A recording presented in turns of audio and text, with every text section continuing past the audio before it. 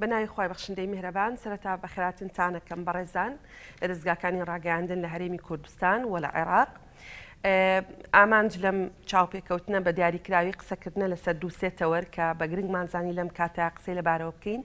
یەکیان بابەتی دەستوری هەرێمی کوردستانە و یەکێکیان بابەتی هەڵبژاردنەکان پەرلەمانی کوردستان و کۆمسیۆنی هەڵبژاردنە و یەکێکی تریشیان ڕۆڵی پەرلەمانی کوردستانە لە ئێستایە و لەو 2 ساڵی کە ئێمەیان 2 ساڵ و چەند مانگی کە ئێمە سەرۆکایەتی ئەو دامەزراوەیەمان کردووە. لەوەی یەکەمیانەوە دەست پێکەم کە بابەتی ئامادەکردنی ڕەشنووسی دەستوری هەرێمی کوردستانە بۆ ڕاپرسی بەڕێزان. ئەمە ئەرکی پەرلەمانی کوردستانە و ئەرکی خولەکانی تری پەرلەمانی کوردستانیش بووە لە مادەی 120 دەستوری عراقی ئەو حەقە درراوە بە هەرێمی کوردستان کە ببێتە خاوەنی دەستوری خۆی. جێی ئەسەفە کە ناکۆکی نێوان هێزە سیاسەکان لە هەرێمی کوردستان بۆ مای ئەوەی کە ئەوە 16 ساڵە ئێمە نەمانتوانیەوە ببین بە خاوەنی ئەو ڕەشنووسە. ئەمەوێ بە سەریعی باسی ئەوە بکەم کە ئێمە لە سەرەتاوە چیمان کردی. یەکەم ئیشی کە دەستمان پێکرد لە سەرۆکاتی پەرلەمانی کوردستان سەردانی هەموو هێزە سیاسەکانمان کرد، باسی گرنگی دەستورمان لەگەڵکردن هەموو هێزە سیاسەکان متفق بوون لەگەڵمان کە لەم خولەی پەرلەمانی کوردستانە بێ ڕەشنووسی دەستوری هەرێمی کوردستان ئامادە بکرێت بۆ ڕاپرسی. بەڵام جێ ئەسەفە کە دەستمان بە پرۆسەکە کرد بە شێوەیەکی کردارەکی. ئێمە هەندێک لە کاردانەوەی هێزە سیاسەکان و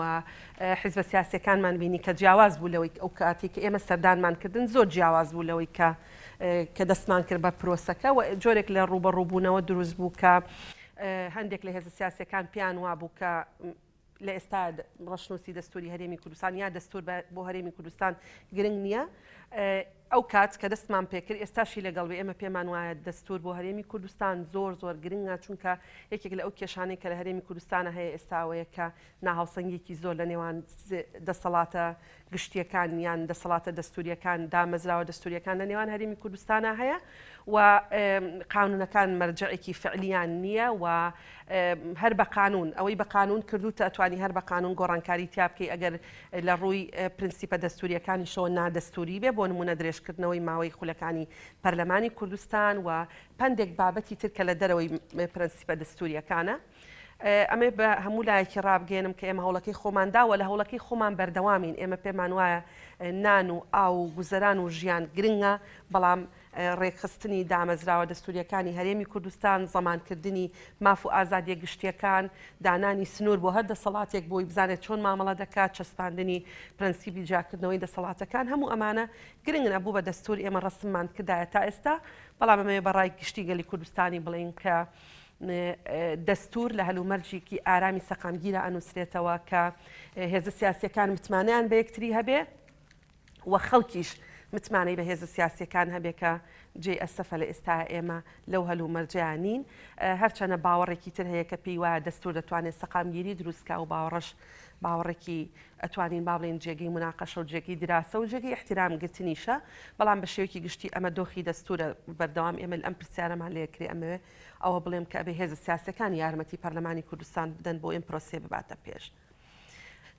سەبارەت بە هەڵبژاردنە گشتەکانی پەرلەمانی کوردستان ئەمەوێ لێرەوە پەیامێک ڕابگەێنم داوا لە هەموو هێزە سیاسەکانی گەلی کوردستانەکەم کە ئێستا لە پەرلەمانی کوردستان فراکسیۆنیان هەیە ئەندامیان هەیە کە ئەبێ یارمەتی پەرلەمانی کوردستان یارمەتی سەرۆکایەتی پەرلەمانی کوردستان بدەن ئەگەر ئەیانەوێت لە ماوەی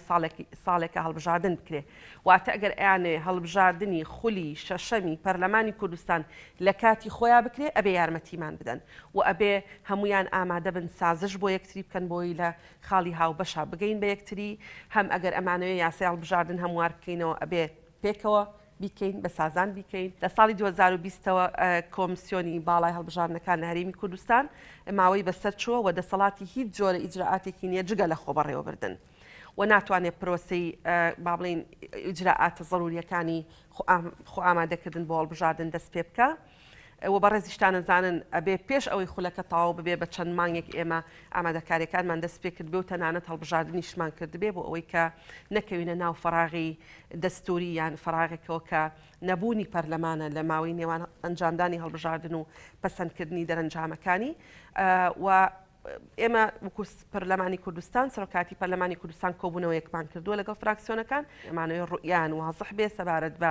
قانونی انتخابات سەبارەت بە کۆمسیۆنی باڵای هەڵبژاردنەکان و ئەمەوێ بە خەڵکی کوردستان بڵێم بەڕای گشتی بڵێم سەرۆکاتی پەرلەمانی کوردستان بەبێ یارمەتی حیزبە سیاسیەکان بەبێ ئەوەی کە ینی بەبێ بوونی ئیرادێکی ڕاستەقینە لە نێوان لە لای حیزبە سیاسیەکان بۆ ئەنجامدانی هەڵبژاردن لە کاتی خۆیان ناتوانێت بەتەنها ئەو پرۆسەیە بەڕێوە ببات چکە دوجار ئەوەی کە بڕیارەدا لەوەی ئەم پرۆسێ بەڕێوە بچێ فراکسیۆنەکانی پەرلەمانی کوردستانن کە ئەوانیش بێگومان سەر بە حیزبە سیاسیەکانن جگە لە چەند ئەندامێک کە خەڵکانی سەر بەخۆن و ئێمە تا ڕادێکیش محکومین بە ئەو ڕێکەوتنە سیاسیانی کە پێش دروستکردنی کابینەی حکوومەت و پێش دروستکردنەوەی هەیکەلی دامەزراوە دەستوریەکان لە نێوان هێزە سیاسەکانە کراوە بۆ نمونەوەی لە نێوان پارتی و یەکێتیا کراوە ئەوی لە نێوان پارتی و گۆڕانە کراوە کە تیاتی بە سەریحی ئەڵێ لە ئەو بابەتانەی یان لە ئەو یاسایانی کە ڕەهەندی نیشتیمانیان هەیە و ڕەهەندی چارە نووسازیان هەیە دەبێت سازان بکرێ بۆ سازان ئێمە پێویستمان بە پشتیوانی و بە دەعمی هێزە سیاسەکانە لە هەرێمی کوردستان چونکە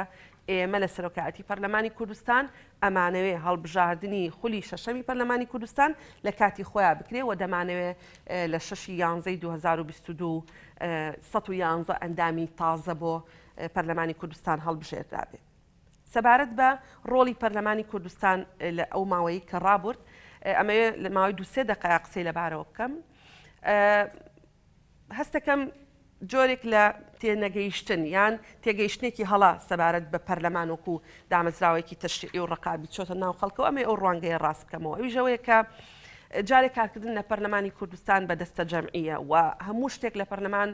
نەک لە هەر لە پەرلەمانی کوردستان لە هەموو پەرلەمانێک بە دەنگدانە دەنگدانیش بێگومان بە ژمارەیە و خەڵکی کوردستانیش لە من باشتر ئەزانن پێکاتە و با بڵێن دابەشبوونەکان لە ناو پەرلەمانی کوردستان ژمارەکان بە شێوەیەک دابەش بوون بۆیە بەرزکردنەوەی سەقفی تەوەقعی خەڵک پێشببینی خەڵک بەرامبەر بە پەرلەمان بە ڕۆڵی پەرلەمان لە چارەسەرکردنی کێشەکانی گەلی کوردستان هەستەکەم بە چاواشەکردنی خەڵکە بە شێوەیە کە ڕێگە ڕاستەکەیان لێ تێک ئەدا بە نمونە پەرلەمان یاسا دەرەکە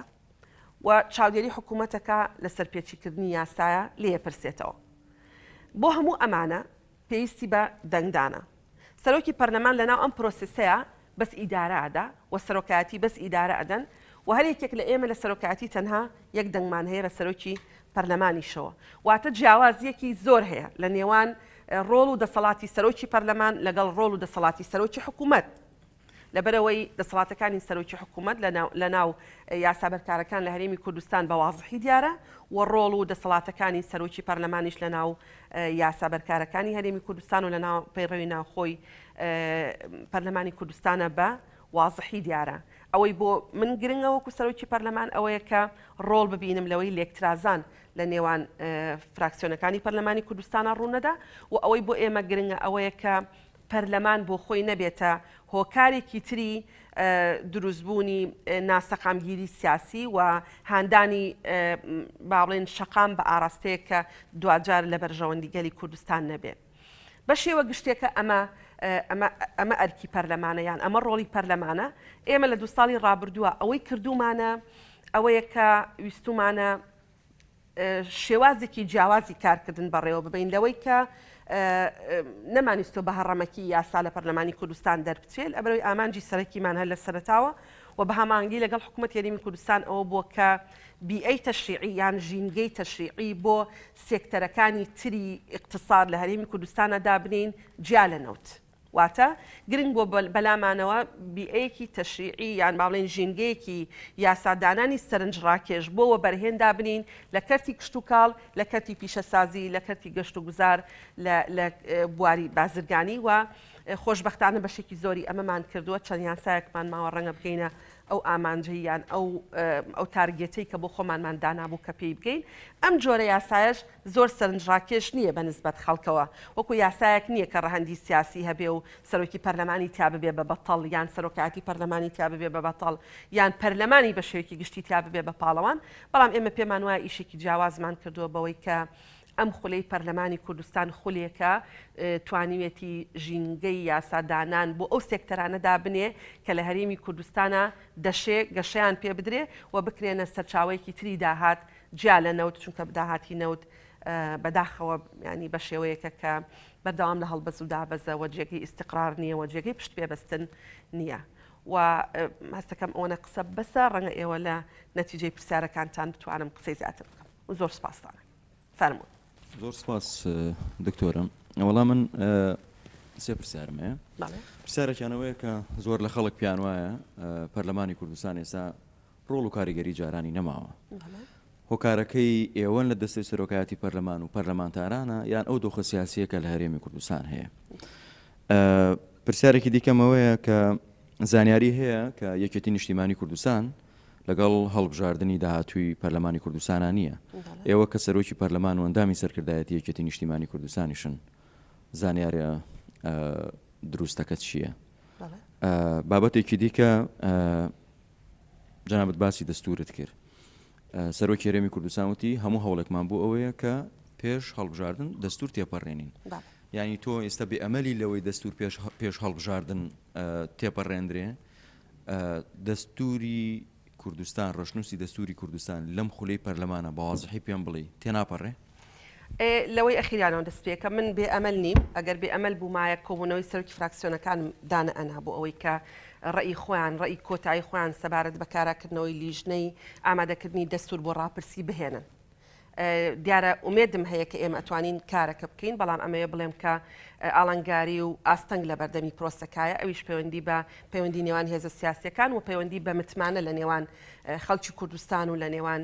هێزە سیاسیەکان و کۆی پرۆسی سیاسی هەیە کە هەموو ئەمانە پێکەوە توانن چکە دەستور عقدێکی کۆمەڵایەتیە بە تەنها عقدێکی سیاسی و قانونی نییە بۆعدێکی کۆمەڵایەتیشی هەیە.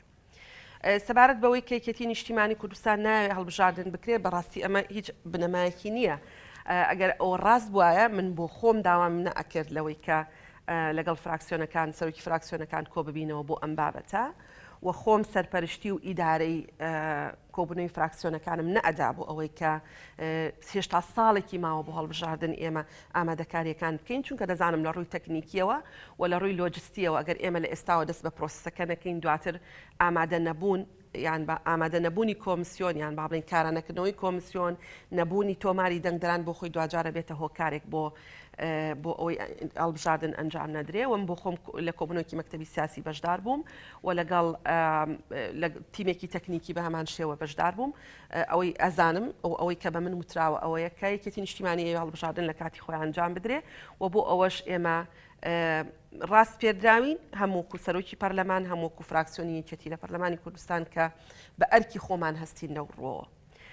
سەبارەت بە ڕۆڵی پەرلەمان وڵی زۆر بەراورد دەکەم لە نێوان خولەکان جیاوازەکانی پەرلەمان و ئەم خولەی پەرلەمانە بەڕێزان. بەڵام ژینگەکە جیاوازە. خولی یەکەم و دۆمی پەرلەمان بریتی بوو لە یەکێتی و پارتی.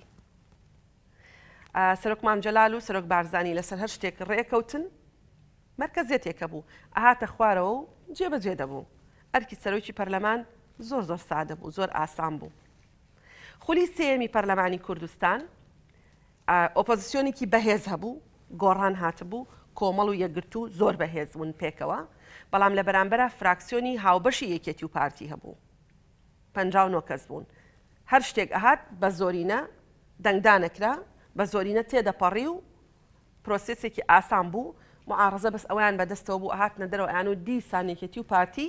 تێیان پەڕان یعنی ئەرکەکەی سەرۆکی پەرلەمان ئاسان بووی خستە دەنگدان دەنگیانەدا 59 لەگەڵ پێکاتەکان هەفتیان بە بەردەوامی زەمان بوو هەفتاشی نەهێنایە 56 هەر بە بەردەوامی زەمان بوو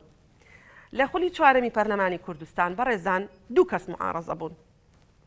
یەکێکیان دکتۆر شوان بوو بە ڕەحمەت بێ ئەفریقا لە بزوتنەوەی ئیسلامی لەگەڵ ئەگەر هەڵە نەبم ئەبوو کاروان لە حیزبی شیوعی باقی پەرلەمان هەر هەمووی لەدەسەڵات بوو هەموو پەرلەمان لەدەسەڵات بوو هەموو پەرلەمان خەریکی پاراستنی حکوومەت بوو لەبەرەوە ئەرکەکە تا ڕادێکی زۆر ئاسان بوو تا بابەتی سەرۆکایەتی هەرێم هاتە پێش و ئەو دۆخێکە ڕوویدا ئەوەی ئێستا هەیە جیاوازە هەم پێگەیشتنی سیاسی خەڵک وعی سیاسی خەڵک زۆر بەرزترە هەم ڕاگەیاندن و سۆشیال میدیا دەتوانن قەرار دروستکەن دەتوانن لە قەرار پەشیمانن بکەنەوە دەتوانن ئاراستە بکەن هەم دابەشبوونی فراکسیۆنەکانی ناو پەرلەمانی کوردستان زۆر جیاوازە لە دابەشبوونی خولەکانی تری پەرلەمانی کوردستان ئەوەی گرنگە سەرۆکی پەرلەمان چۆن حکمت بەکارەهێنێ لەوەی کە زۆرینە و کەمینە بەکارنێت. بەڕێزان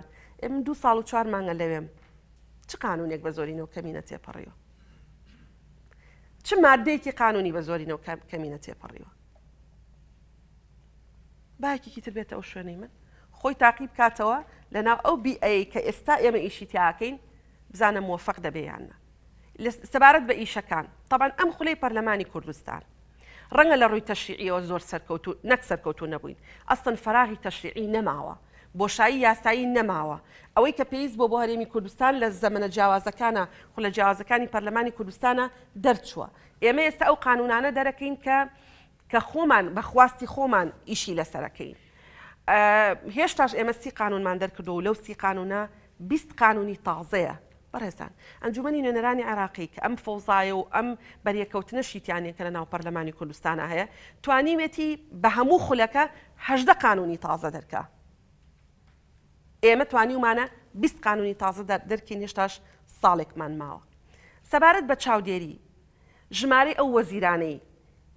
ئەو وەزیرانەی کە لەم خولەی پەرلەمانی کوردستان بە ڕئیس وزەرا و بە جێگری ڕئیس وزەراشەوە هاتوونەتە ناو هۆڵی پەرلەمانی کوردستان 3 ئەوەندەی ژمارەی ئەو وەزیرانەیە کە لە هەر خولێک لە خولەکانی تری پەرلەمانی کوردستانە هاتوونەتە ناو هۆڵی پەرلەمانی کوردستان. ئەوەی لیژنەکان هەر باستان کەم لەبەرەوە قسەکردن لەسەرەوەی پەرلەمان ڕۆڵی خۆی ناگێڕێ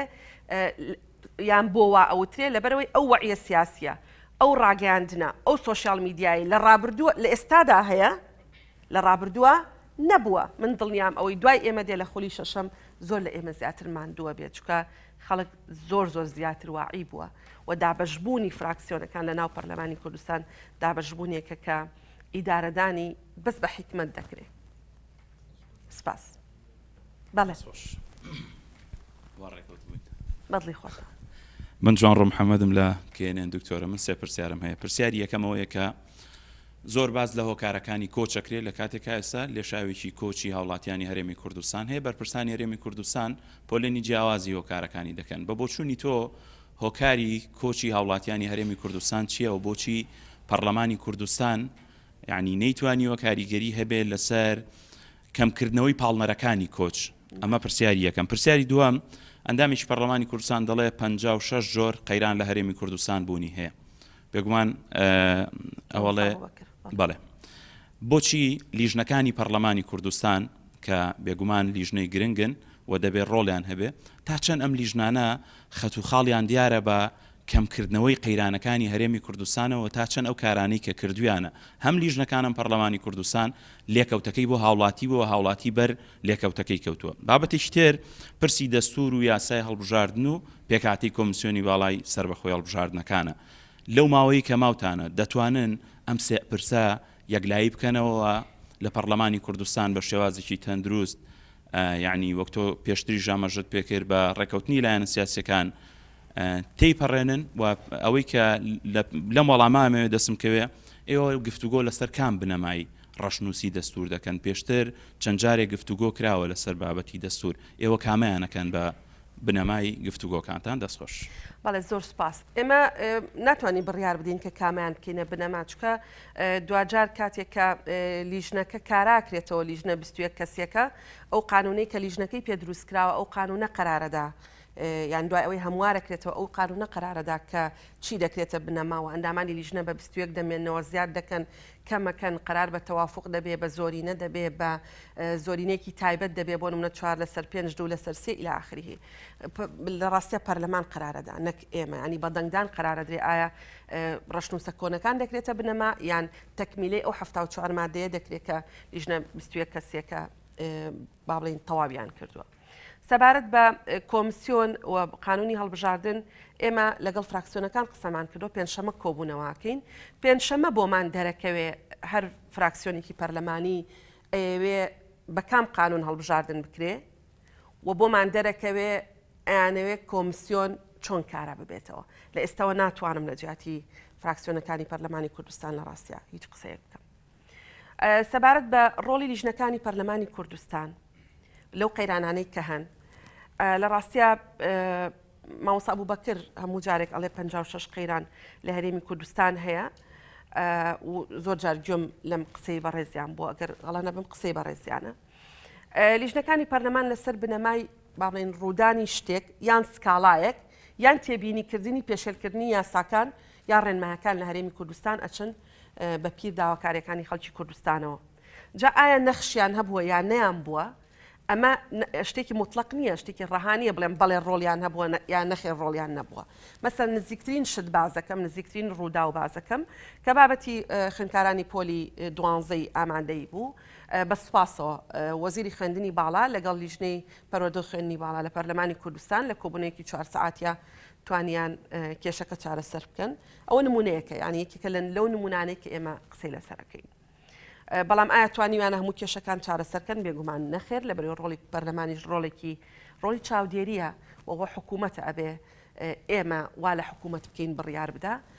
ئەو بەشێک کە پەیوەندی بە لیژنەکانی پەرلەمان و پەیوەندی لیژنەکانی پەرلەمانە لەگەڵ وەزیرەکان پەیوەندێکی تەندروستیان هەیە ڕەنگە وەزیرێک دوان هەبێ پەیوەندێکی باش نەبێت لەگەڵ لیژنەیەکی پەرلەمانیە و ئەمەش هەڕووەدا لە کۆی نۆزدە لیژنە بەڵام بەشێکی گشتی لیژنەکانی پەرلەمانی کوردستان کاران بەڵێ ئەمەی ئێستا لە هەرێمی کوردستان هەیە ینی حاڵەتێکی ئاسایی نییە بۆکو حاڵەتێکی ئاسایی وەرناگیرێ خەریکە ئەتوانم بڵێم وەکو دیاردەی لێدێ من باحس نیم لەو مەجالەیە قسە بکەم بەڵام لە ڕووی واقعیەوە ئەمە بمانوێ بزانین خەڵک بۆ کۆچەکە بەشێکی پەیوەندی بەبێ ئیشیەوە هەیە ینی کاری نییە لێرە گەنجە کاری نییە تااقەتێکی هەیە بەڵام ناتوانێت لە مەجالێکە بەکاری بێنێ بەشێکی پەیوەندی بە ئەوە هەیە کەسێک کاری هەیە بەڵام و لە ڕەنگە خانوویەکی بەسیتیشی هەبێ ڕەنگە ئۆتۆمبیلێکیشی هەبێ بەڵام ئەوداڵی ژیانێکی باشترە ئەویش ینی حەزێکی ڕەوایە و خواستێکی ڕەوایە و ئینسان هەتا ئەمرێ حەق خۆتی ینی بەدوای ژیانێکی باشترا بگەڕێ بەشێکی پەیوەندی بە بێئومێدبوون هەیە ینی تۆ بە بەردەوامی ئەڵێ ئەم ساڵ لە ساڵی داهاتوو باشترە بەڵام لە چاوی تۆیە ئەم ساڵ لە ساڵی داهاتوو باشتر نییە یا لانی کەم بە نسبەت ژیانی گەنجێکەوە ئەم ساڵ لە ساڵی پار باشتر نییە لەبەرەوە بڕیارەدا کە بژاردەیەکی تر هەڵبژێرێ و خەڵکیش هەیە لەناو ئەمانەیە ڕەنگە لە سەتانەوەتی بۆ ئەو سەبەبانە بێت کە ئێمە باسیەکەین بەڵام لە سەتادەیەکیش هەیە کە ڕەنگە وەزعیشی زۆر باش بێ بەڵام ئێوێ سەفەر بکا بچێ بۆ ئەوروپا ببینێ دافعی کۆمەڵایەتی هەیە دافعی ڕەفاهیەتی زیاتری هەیە بەڵام ئیشکردنەکە قسەکردنەکە لەسەر لە سەتانەوەتەکەیە کە بە ناچاری بڕیارەدا هەرێمی کوردستان بەجێ بێڵ ناچارە بڕوا هەرێمی کوردستان بەجێ بێڵێ بە دوای ئیش بە دوای ژیانێکی باشتر بە دوای ئارامی بە دوای سەقامگیری ئاگەڕێ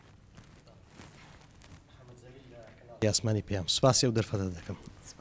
نازانم بە پرسیار دەست پێ بکەم یان ناوی لێ بنێم دەردە دڵی کلەیی گازاندا خۆ دەزانی گرنگترین شت لە ژیانی ئینسان نان و ئازادیە دەکرێت بە سەراحەت بڵێم کە نەنان نە ئازادی لە هەرێمی کوردستان پرسیاری گەورەی لەسرە بەگشتی لە عێراق و بە تایبەتی لە هەرێمی کوردستان بۆ چامان لەسەر هەرێمی کوردستانە چونکە ئێمە 30 ساڵە خۆ بەڕێوەبەرین نازم ئەوە ناوی چی لێ دەنێت جەنابەت پرسیاری یەکەم لەسەر بەڕاستی بودجەیە بەڕێز شارەزای لە یاسا لە چ شوێنێک بەبێ بوونی ڕەشنووسی بودجە حکومەت بەڕێوە دەچێت ئەوە یەکەمیانە لەگەڵ ئەوەی دەمەوێت بە سەراحەت پێم بڵێ ئاگاداری وەکو سەرۆکی پەرلەمان لایانی کەم وەکو سەرۆکایەتی دەستی سەرۆکایەتی پەرلەمان داهاتی ئەم وڵاتە چەند خەرج دەکرێت تۆ دەزانی ئێستا بەپێی دوایین بەیاننامە یەکێک لەو کۆمپانیانەی کە لە هەرێمی کوردستان خەریکی بەرهێمێنانی گازن لە 4 تەمووز ئەوەی یان 4 یازدەوەی بڵاو کردوتەوە کە داهاتی لە 27 زیادی کردووە بەڵام لەو لایەدا حکوومەت ینی بەردەوامە لە وەستاندنی پلە بەرزکردنەوەی فەرمانبەران ینی باسی ئەوەت کرد کە دەستور هەندێک خەڵک یان بەگشتی هاوڵاتی پێ وایە گرنگ نییە با من پێت بڵێم بەڕێ ڕاستەکە گرنگ نییە چونکە لەولاوە ژیانی لە خەتەردایە لەولاوە خەریکە یعنی ژیان لە وڵاتەدا نامێنێ یعنی نازانم ئەوە ناوی لێ بنێم چی بەڕێز باست لەو یاسایانە کرد کە لە پەرلەمانی کوردستان لەو خولەی جەنابەت دەرچووە من سێریی سایتی پەرلەمانم کرد لە 2019 4 یاسا و 22 پرۆژە یاسا بەیانی خوێنەوەی بۆ کراوە 2025 یاسا 2021 6 یاسا بەڵام ئایا ئێستا برینە هاوڵاتیانی هەرێمی کوردستان ئەو یاسایانە چیان لە ژیانی ئێوە گۆڕیوە دەبێت چۆن وەڵاممان بدەنەوە بەستکایە لەسەر داهاتەکە بە سەراحەت پێم بڵێ کە ئاگاداری داهاتیانە ئێمە لە پەرلەمانی کوردستان 30 یاسا و قەراری تەشریعیمان دەرکردووە ڕەنگە بەشێکی دانراوە لە بەرەوەی سەرۆکی هەرێم ئیمزای نەکردو هێشتا یان لە وەقایع بڵاو نەبووتەوە عادەتەن ئێمە ئەو کاتە دەیانین کە دەچێتە بواری جێبەجێکردن. چی لە ژیانی خەڵک گۆڕیوە یاسا ئەو یاسانی ئێمە دامانناوە ڕاستەوخۆ ناتوانێت ژیانی خەڵک بگۆڕێ. ئەو یاسایانە دانانی بناغەیە بۆ سێکتەرەکانی تری ژیان، بۆ سێکتەرەکانی تری اقتصاد نەگژیان. ئێمە لە هەرێمی کوردستان و لە عێراقیش بەتەنها پشت بە داهاتی نەو دەبەستین. بەڵام ئەم تەوەجۆهی ئەم خولەی پەرلەمان بە هاوئانگی لەگەڵ کابینەی نۆ ئەوەیە کە سێکتەرەکانی تر بەهێز بکرێ، چونکە نەوت جێگەی متمانە نییە و کۆتایی تێەوە ئێمە حەقی ئەوەمان نییە ئەو نەوتەی لەژێر زەویە هەمووی دەریکەین چکە هیچ جیلەکانی تر و نەوەکانی تریشە. سەبارەت بە داهاتی کۆی داهات لە هەرێمی کوردستان ڕاستی ئێمە لیژنەی دارایی جارجار ئەنێرین بۆ یان خۆیان قرارەدەن کە بڕۆن بۆ لەگەڵ وەزیری دارایی قسە بکەن یان وەزیری دارایی بانگەکەن. ئەوەی کە ئەچێتە وەزارەتی دارایی پەرلەمانەی زانێ، ئەوەی کە ئەچێتە ناو وەزارەتی دارایی پەرلەمانەی زانێ، بەڵام هەمووی ناچێتە ناو وەزارەتی دارایی بەڕێزان. ئێمە بۆ خۆم شەوێ حساباتێکم ئەکرد زۆر باسی مەسەن داهاتی مەرزەکان و ئەوانەکەین. طبعاً کەس حەقی ئەوەی نییە داهاتی مەرزەکان و داهاتی ناوخۆ نەلای خۆی گلت بداتەوە، نەکەم تەرخەمی بکا لە کۆکردنەوەی نە طەریقەیەک بدۆزێتەوە بۆ ئەوەی دەستی بەسەرا بگرێ با بڵین لە حاجی ئۆمەران و لە ئیبراهیم خەلیلەوە بۆ پەروێزخان و بۆ باشماخ و بۆ هەر مەرزێکی تر لە ئەو پارەی کە لە هەر سێکتەرێکی ناوخۆ یان لە هەر بەشێکی ناوخۆ کۆکرێتەوە داهاتی گەلی کوردستانە. بەڵام ینی بیر لە پارەی نەوتەکەیتەوە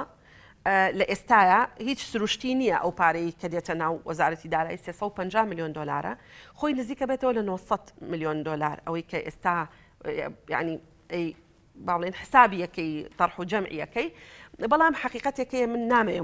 ژنێکی مزاعدەچی بووم بە حیاتیشی مزاعدەم نەکردووە لەبەرەوەی جێگری سەرۆکی حکوومەت لە حیزبەکەی منە و لەبەرەوەی وەزیری پلاندانان لە حیزبەکەی منە و بەشدارن لە حکوومەت. بەڵام ئیشکالی گەورە ئەوەیە تا ئێستا ئەنجومەنی هەرێمی نەوت و غاز لەم کابینەیە کۆ نەبووتەوە بۆی بزانێ باقی پارەکەی تر کە ئەدرێتەوە بە قەرز ئەدرێتەوە بە ئیستحقاقاتی کۆمپانیاکانی نەوت. ئێمە لە دیلۆیت ئەیبینین ینی لەو با بڵێن راپۆرتانەی کە دیلۆیت بڵاوێکاتەوە ئەیبینین ئەو بڕەپارەی کە ئەدرێتەوە بە کۆمپانیاکانی نەوت تەواو هیچ مشکلەمان نییە. ئەوەی کە بەدرێت بە حەقی مشارەکە بە ئینتاج هیچ مشکلەمان نییە. بەڵام مەبلەغێکی تر هەیە بۆ نمونەوەکو مەبلەغی دانەغاز ئەلانێکە ئەڵێ وەرم گرتوێتەوە قەرزە وەری گرتوێتەوە بۆ حکوومەت باشترە لەبەر شەفافیت پێشتر بە ئێمە بڵێ یا دواتر بڵێ ئێمە ئەوە نەمان داوەتەوە بە قەرز نەخێر من ئاگام لە هەموو داهاتی نەوت نییە. بەڵێ سپاس. شوان هەرکی لە کەناڵی عراقیە. دکتۆرە لە کۆتا دانیشتنی پەرلەمانی کوردستان بڕیاردرا کە لیژنەیەک پێک بهێنرێ بۆ بەدواداچوون لەسەر پرسی کۆچ لە هەرێمی کوردستان. ینی وا بڵاو کرایەوە تەنانەت ئەو لیژنەیە سەردانی بیلاڕوسیاش دەکەن یاخود سەردانی کۆچبەران دەکەن. پرسیارەکە لەوەیە کە دروستکردنی ئەم لیژنەیە ینی بۆچی بەدواداچوون لە ناوخۆی هەرێمی کوردستان لەسەرەوە پرسە ناکات هۆکارەکانی کۆچین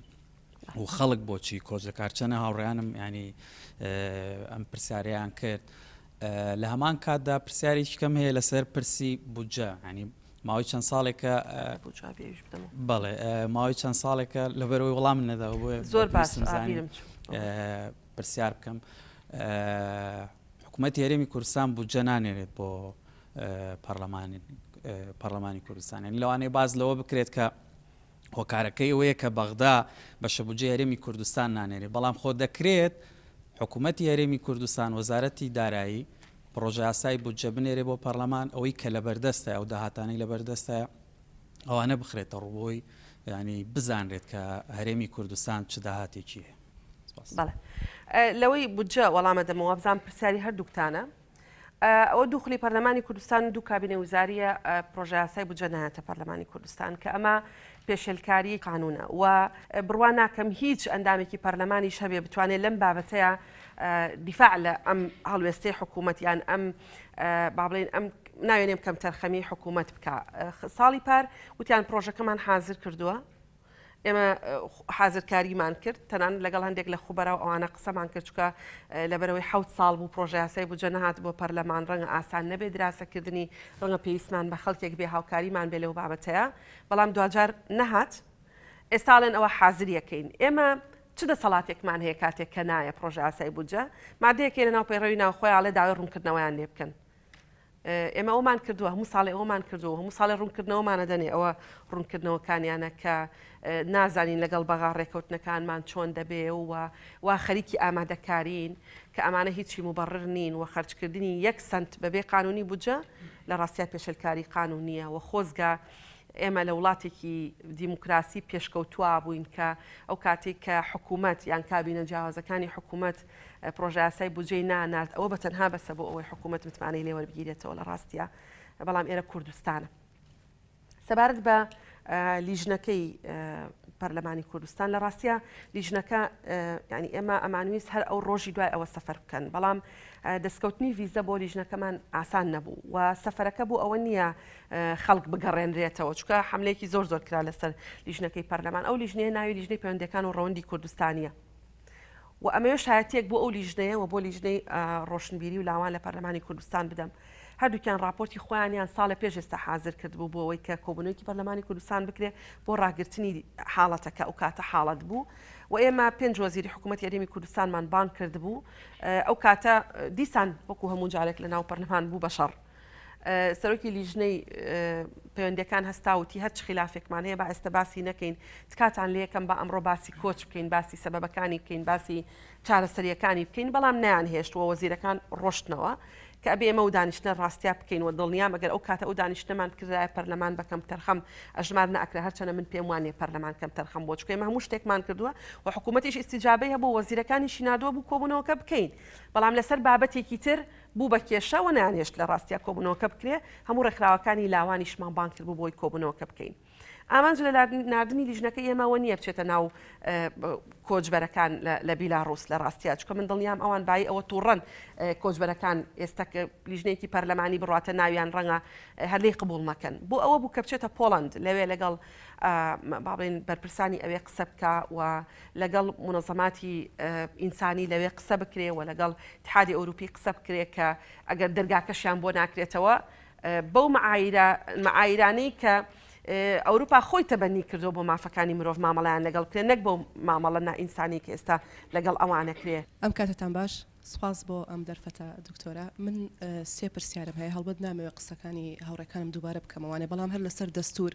بۆ خۆتان نەزانن دەستور لە هەرێمی کوردستان تەنها بابەتێکی یاسایی نییە کە ئەوەندە گرنگێکی مێژوویشی هەیە بۆ خەڵکی هەرێمی کوردستان و بۆ هەرێمی کوردستان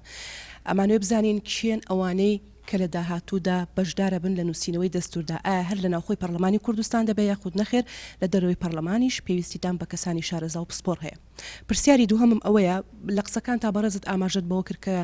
زۆرترین وەزیر و کاربەدەستانی حکوومەت لە کابینەی نوێمدا هاتوونەتە پەرلەمانی کوردستان پێم خۆشە بزانم هەڵسەنگاندنی سەرۆکی پەرلەمان یاخود پەرلەمانی کوردستان چییە کە زۆرترین وەزیر و کاربەدەست و بە سەرۆکی حکوومەتیشەوە هاتوۆتە نێو پەرلەمانی کوردستان و گفتوگۆ و ڕاگۆڕینەوەیان لەگەڵ کراوە پرسیارەکان ئاڕاستیان کراوە سپاس بەڵێ زۆر سپاس دەستور لە دەرەوەی پەرلەمانی کوردستان ئەنووسرێتەوە و لیژنەیەک ئەینووسێتەوە بەڵام ئەو لیژنەیە پەرلەمانی کوردستان متمانەی پێدا واتە هیچ مادەیەکی دەستور لە ناو پەرلەمانی کوردستانە مناقەشە ناکرێ لیژنەکەی کە پەرلەمانی کوردستان متمانەی پێداوە درافتەکە ئاماداکە دەنگدان بە کۆی درافتەکە دەبێت و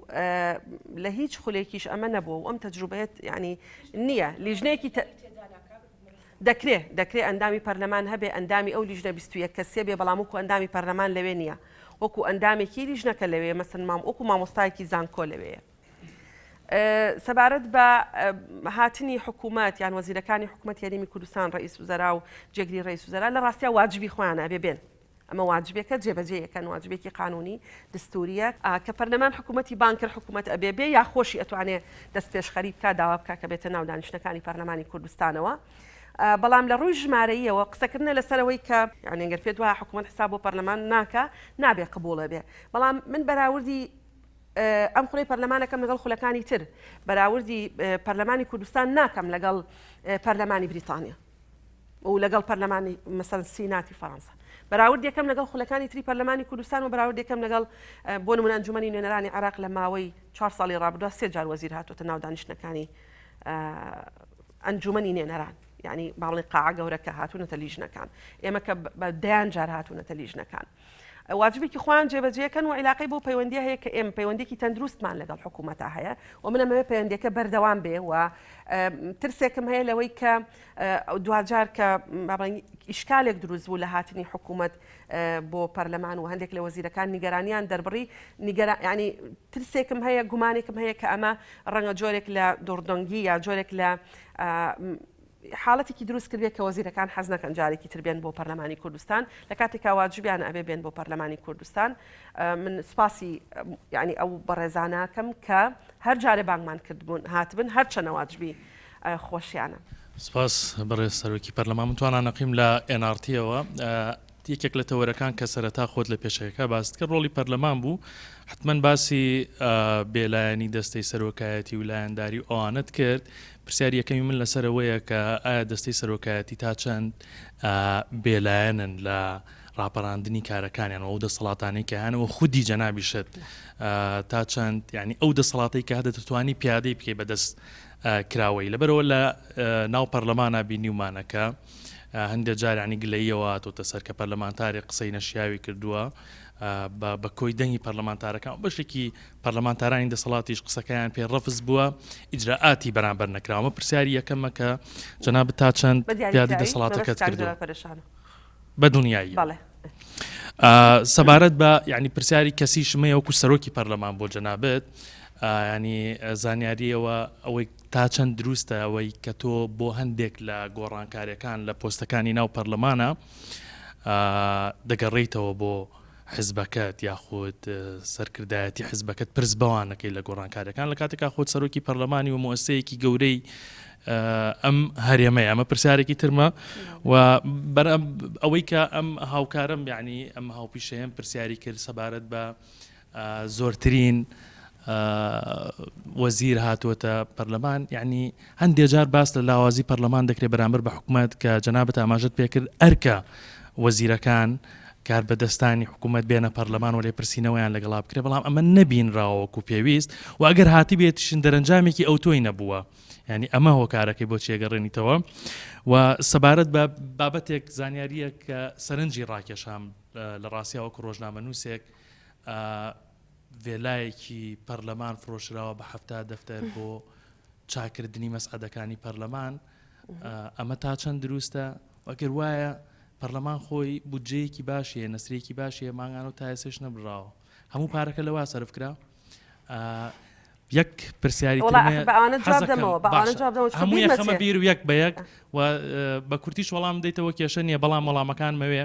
سەبارەت بە دەستور لەبەرەوە تەوەرێکی تر دەستور بوو لە ڕاستیە عنی زۆر باس لە یەکڕێزی دەکرێت باس لە نەبوونی جیاوازی دەکرێت هەندێک جار لەلایەن قیادەی کوردیەوە نابێت جیاوازیە بێ و نابێ یەکڕێزیەکە کامل بێ اینجا دەستور بنووسرێتەوە جەوهەری دەستور یعنی بەعکسەوە پەیوەندیەکی ئۆرگانی زۆر بەهێز لە نێوان دەستور و جیاوازیە هەیە تو جیاوازیەکان لە ناو دەستورانە نووسرێتەوە چۆن قبول دەکرێت کەواتە کێیە هۆکارەکە کە تاوەکو ێستا نەیویستووە دەستور بنووسرێتەوە و دەبێت چۆن ئەمە بگەیەنرێت کە جیاوازی دەبێت لە ناو دەستورا بێن نەک جیاوازی بکرێتەوە کارێک بۆەوەی کە دەستوری پێ نەنووسرێتەوە سپاس بەڵێ زۆر سپاس لە ڕاستیە دەسەڵاتەکانی سەرۆکی پەرلەمان دیارن لە ناو پەیڕەوی ناوخۆ ئیدارەدانی دانیشتەکانی پەرلەمانی کوردستانە زۆرترین گلەیی کە لێم ئەکرێ من لەلایەن فراکسیۆنی یەکێتی و پارتی و گۆڕان لێم ئەکرێ بەوەی کە زۆرترین دەرفەتی قسەکردنە دەم بە معارەزە و هەموو جارێکیش لە معارەزەوە دەست پێ دەکەم قسەکردن یعنی ئەگەر لە 10 جەلسە 8یان لە معارەزەوە قسەکردن دەست پێ دەکا دوانێ وەڵا خۆتان اختیارتان کردووە گیرا من لە دەرەوتم با یەکەم جارێ نارتی قسە بکە ینی لە دەرەوە بە ستافەکەم وت حەزەکەم یەکەم جارێ نارتی قسە بکە ئەم هەوڵەم داوە بۆ ئەوەی کە ئەوان هەست نەکەن کە مەسەلەن لەبەرەوەی کەسێکیان لە سەرۆکایەتی نییە ڕەنگە دەرفەتیان پێ نەدرێ و جاری وا هەیە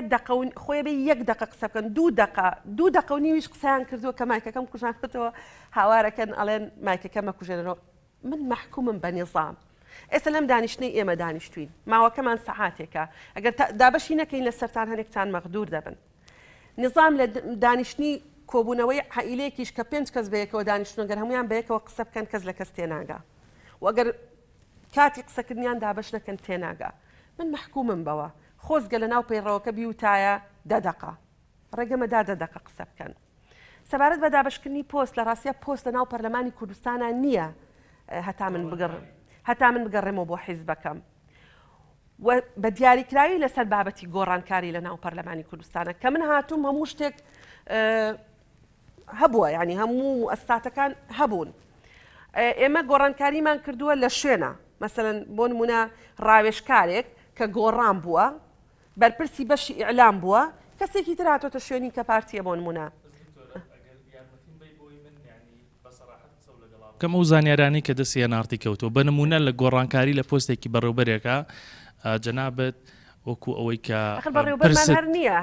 ینی هەر پۆستێک لە پەرلەمانە پرست بە دەرباز کۆسەر ڕەسوڵ کردووە کە ویشێکەکە لە خۆی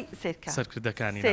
حقەت با پێ بڵێم دەرباز کۆسەر ڕەسوڵ و هیچ ئەندام و کارگەرێکی مەکتەبی سیاسی بە تەنها ناتوانن یەک کەس دانێن بۆ هیچ پۆستێک دانانی پۆستەکان لە ناو یەکێتی نیشتیمانی کوردستانە و تەسەورەکەم لە ناو حیزبەکانی تریشا بە لیژنەیە لیژنەیەک قەرارەدا استحقاقاتی حیزبێکی سیاسی لە هەر دامەزراوەیەک هەرچی بێ ئەڵێ ئەمە استحقاقاتەکانمان بۆ نمونە سێ بەڕێوە بەرمان هەیە کێ دانین ئەڵێ فلان و فلان و فلان دانێ ئەمە شتێکی زۆر سروشتیە استحقاقاتی یەکێتی نیشتیمانی کوردستان بۆ ڕێواسفایەقیش و بۆ قوبات تاڵەبانیش دوجار بە قەراری یەکێتی نیشتیمانی کوردستانە بێ بە قەراری فەردی نابێ نە کاک دەرباز نە ڕەنگە کاک بافڵیش نەتوانێ بە تەنها دایبنێ ئەم بابەتە ئەمە لیژنە هەیە و بە لیژنا تێپەڕێ و ئێمەش تەنفیزی ئەوەکەین بۆ حیزبەکانی تریژ ڕاستە و من شەرمم بەوە نییە کە پرس بە حیزبەکەم بکەم لە کاتی ئەوەی داوای استحقاقاتی خۆیان بکەن چونکە ئەو حیزبە منی لەو شوێنە داناوە و بە پارتیش استحقاقاتی هەبێ پرسیان پێ دەکەم نەک بەزێکێتی یعنی ئەگەر پارتیش پشتێکی هەبێ پرسیان پێ دەکەم لە خۆم داینانێم چونکە استحقاقی ئەوە کاکشوان دانانێ ژینۆخان دادەنێ ناتوانانی تۆپی بڵێ ینی بۆ خۆم قەرارەدەم و ئەمە لە هەموو شوێنێکیش حقیقەتێکە سەبارەت بە حاڵەتەکەی کاک جەلال پەرێشان و ئێستا لێم ئەو ڕۆژەش وتومە دووبارەیەکەم و حەز ناکەم زۆر بچینەوە سەری گوێم لەو قسەیە بوایە خۆم ئەم کردە دەرەوە و نەمەهێش بێتەوە ناودانیشتنەکە و لێشم قبوڵ نەدەکرد بەڵام نەک من گوێم لێ نەبووە هەموو ئەو ریزەی کە لەوێن و لە حیزبەکانی تری یەک لێم پرسیون گوێتان لەو قسەیە بوو طبعا ئەمە نەمانزانیوە هەتا ئێوارە شتەکە بەیانی ڕوویداوە ئێمە نەمانزانیوە هەتا ئێوارە پرسیارەکە ئەوەیە ئەگەر جەلال پەرێشان و قسەی کردبوو ئەو قسەیەکی قورسە قسە نییە بە تەنها بە ئەندامی پەرلەمان قسەیە بە کۆی خەڵکی کوردستانیش ئەندامانی پەرلەمان بچووکترین قسە بە حیزبەکان بڵێ هەڵەسن بۆ یەکتری وەنیە پەلاماری یەکتریە دەن باشە چۆن کەس قسەی نەکرێت گویان لێبوو ئەو قسەی کردبوو بەو قورسیە یەک کەس کاردانەوەی نەبوو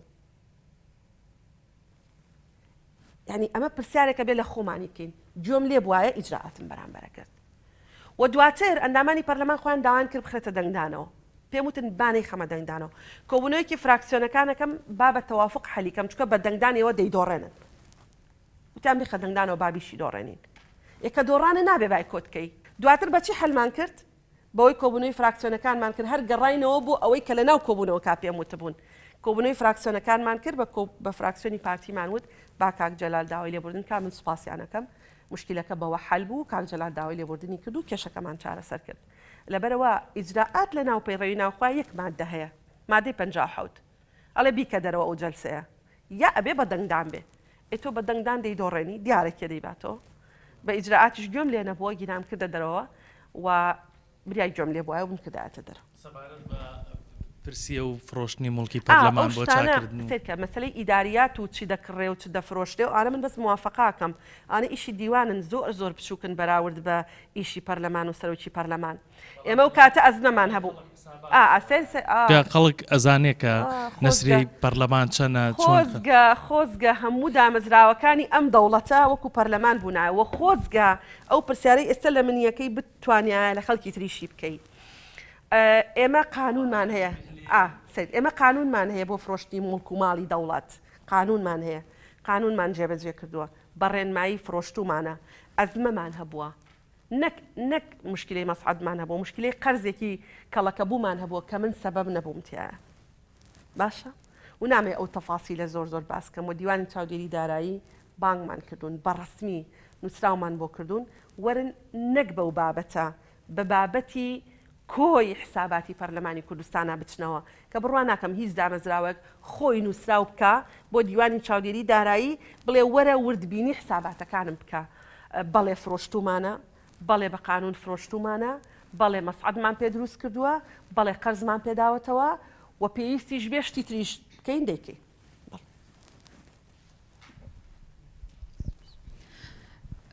دکتۆرە زۆر سپاس بۆم دەرفەتە فائیزە عەلیم لە کەناڵی سپێدا.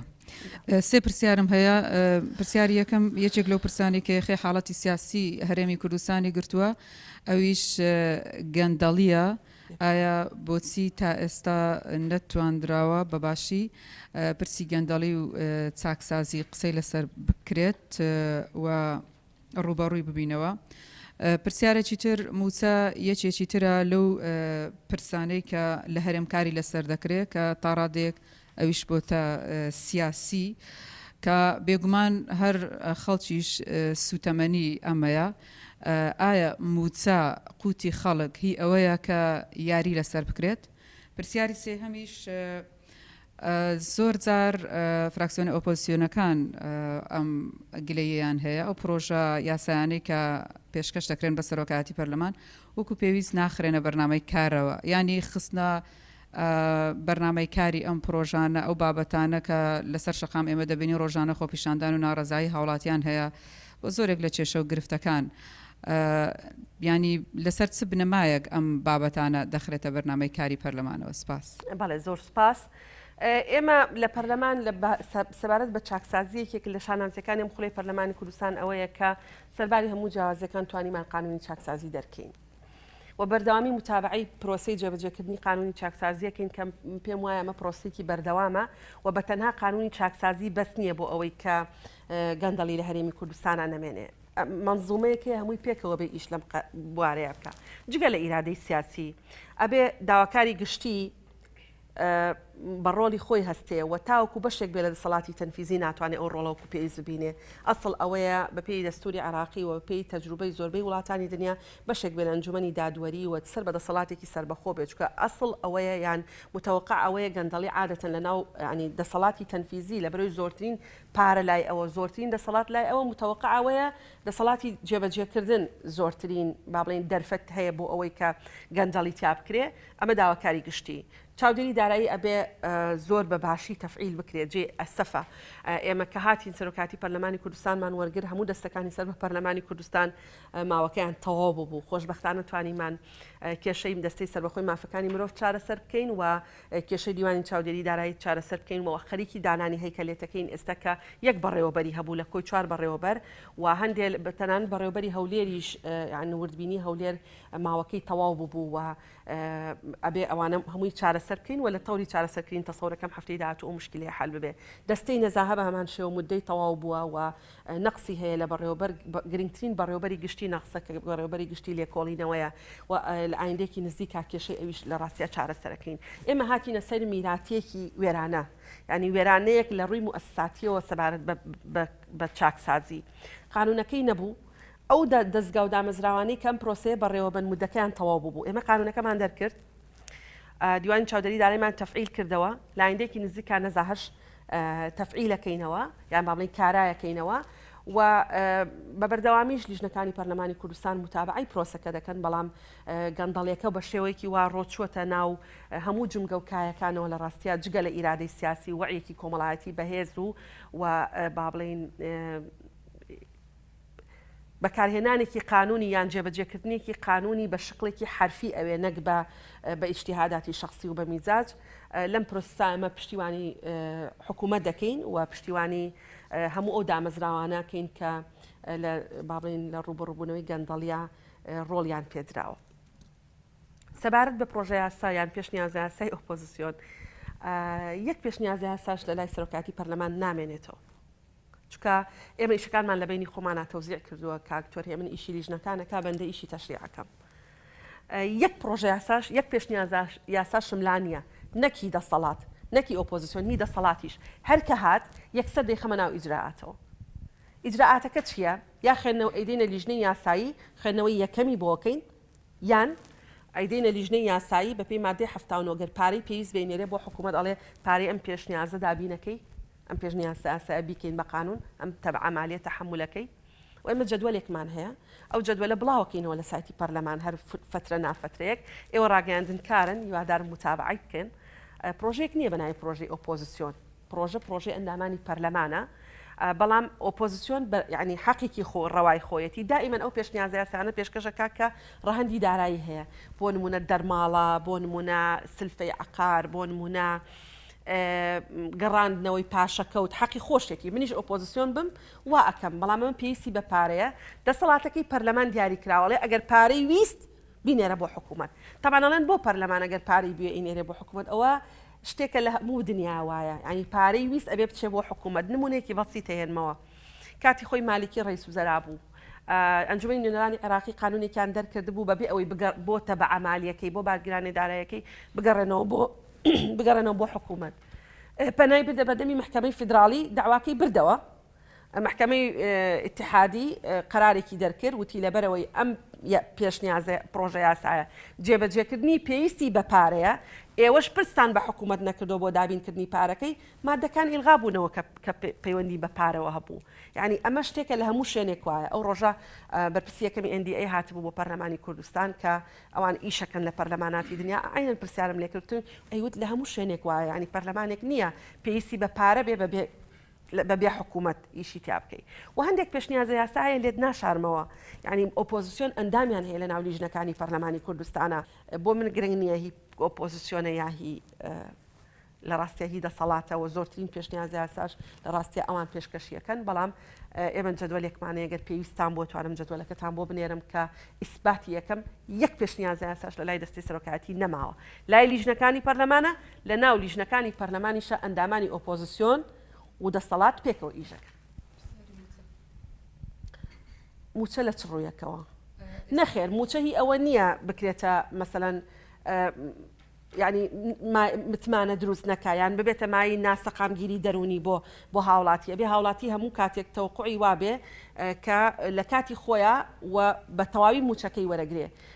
ئەمەی کە لە هەرێمی کوردستانە ڕووەدا حاڵەتێکی نائاسایی و ناسروشتیە و پەیوەندی بەو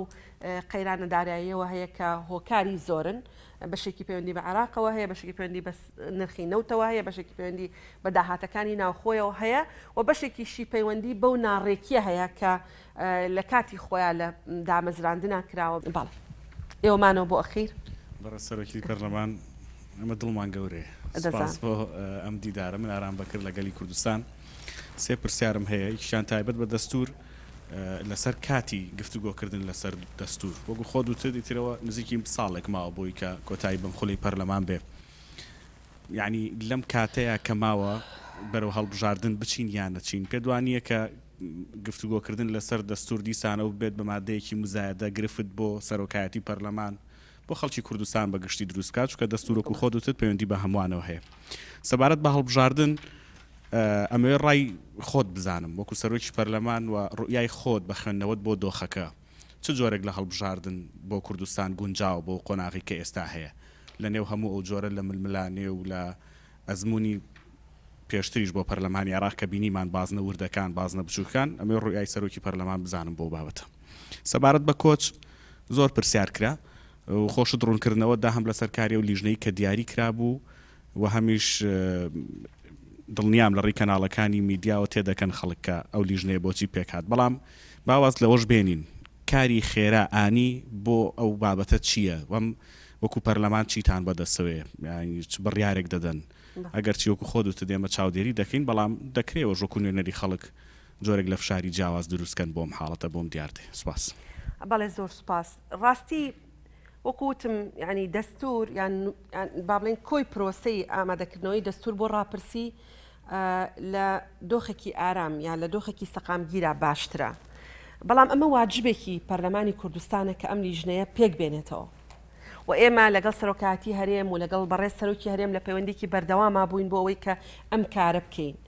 ئێمە سەردانەکانمان کرد و بەڕێزیشان سەردانەکانیان کرد ئیشکالەکە چییە بۆ ئەوەی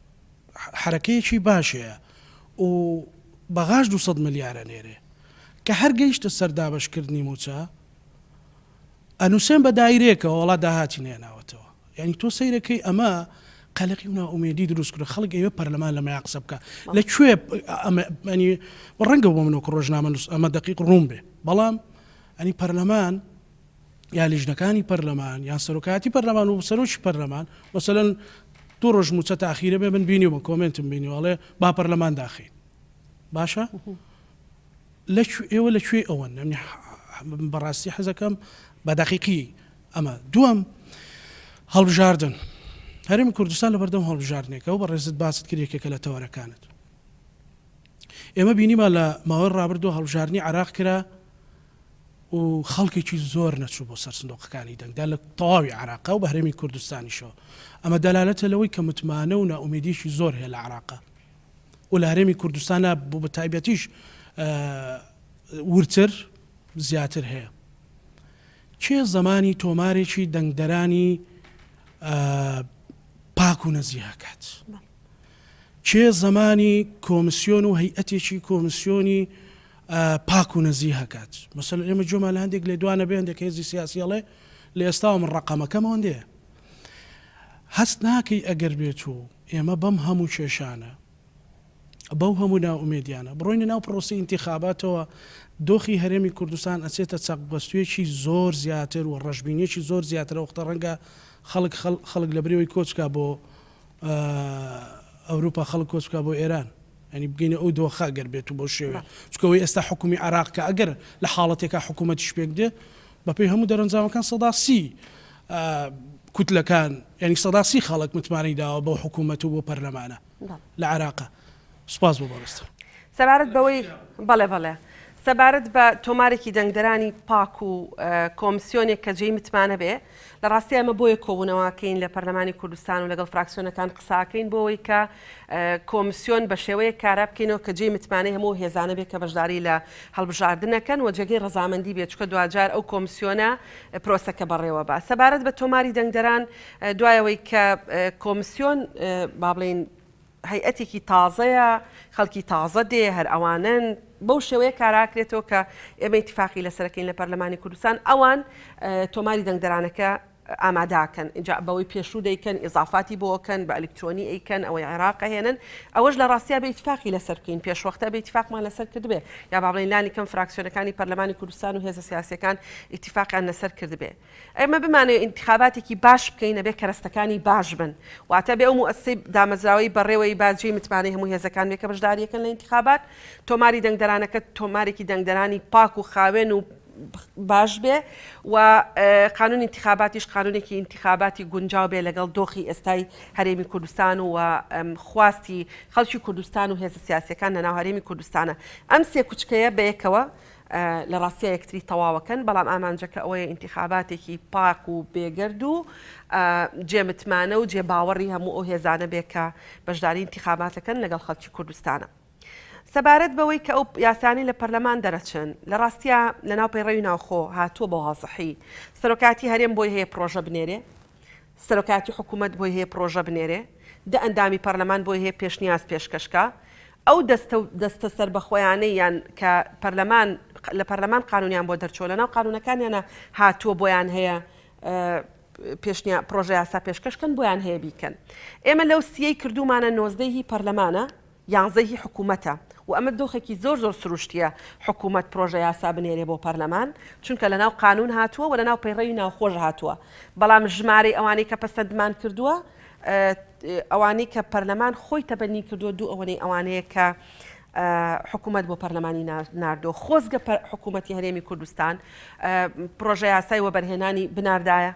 خۆزگە لە کاتێکی نزیکە پرۆژە یاسای پەروەردەی بناردایە کە ئەمانە لەبەرەوەی زۆر ڕەبتن بە حکوومەتەوە زۆر ڕەبتن ینی پەیوەستن بە دەسەڵاتی تەنفیزیەوە ئەوان باشتر ئەتوانن تەبەنی بکەن بەڵام هیچ پێشنیازە یاسایەک هیچ یاسایەک لە پەرلەمانی کوردستان لەسەر ڕاستپاردەی هیچ کەسێک جێبەجێ ناکرێت و لەسەر ڕاستپاردەی هیچ بەڕێزێک پەسەند ناکرێت ئەوەی ئەکرێ ئەنجومەنی وەزیران وەکو دامەزراوە دەینێرێ ئێمە ئیکەینە قانون سەرۆکاتی هەرێمیش قانونی پرۆژەی بۆ نادوین کردومانە بە قانون دەستەیەکیش بۆمان بنێرێ دەیکەین بە قانون چونکە قانون فەرزی کردووە لە سەرمان کە ئەبێ بەو شێوەیە مامەڵە بکەین. سەبارەت بەوەی کە ئیبرازکردنی بۆ نمونە یەکێک لە سێ دەسەڵاتەکە لە بەرامبەر دەسەڵاتەکانی تر ئەمە هەر هەبووە و هەر ئەمێنێەوە تا بەم شێوەیە هەرێمی کوردستان بەڕێوە بچێ ڕەنگە هەر بەردەوام بێ لەبەرەوەی ئەوانەی کە حکوومەت دەسەڵاتی زیاترە حکوومەت پارەی لەبەردەستە لەبەرەوەی کە ڕەنگە ئیعلامێکی بەهێزی لە پشت بێ ڕەنگە با بڵێن ئەو حیزبە سیاسیانەی بەشدارن لە حکوومەت حەسکەن حکوومەت زیاتر ئیبراز بکەن و حاڵەتێکی سروشتیە لە زەمەنی ئێماوانە بۆ لە ڕابردووشە هەروە بۆ هەروە شەمێنێتەوە ئەگەر لەسەر ئەم عقلیەتەی مامەڵەکردن لەگەڵ دامەزراوە دەستوریەکان لە هەرێمی کوردستان بەردەوام بین من هیوا ئەخوازم خولی داهاتووی پەرلەمانی کوردستان لەم خولە بەهێزتر بێ سەرۆکی پەرلەمان لەم سەرۆکی پەرلەمانە باشتر بێ هەمیشە ئینسانە بێت تەمەنای باشترین بۆ گەلەکەی بخوازێ باشترینیش ئەوەیە کە هەموو دامەزراوەکانی دامەزراوەی بەهێز بن ئێمە جێ ئەسەفە بەشێکی زۆر لە دامەزراوە گرنگەکانمان لە داڕزین نزیک بوونەتەوە. سپاسانە.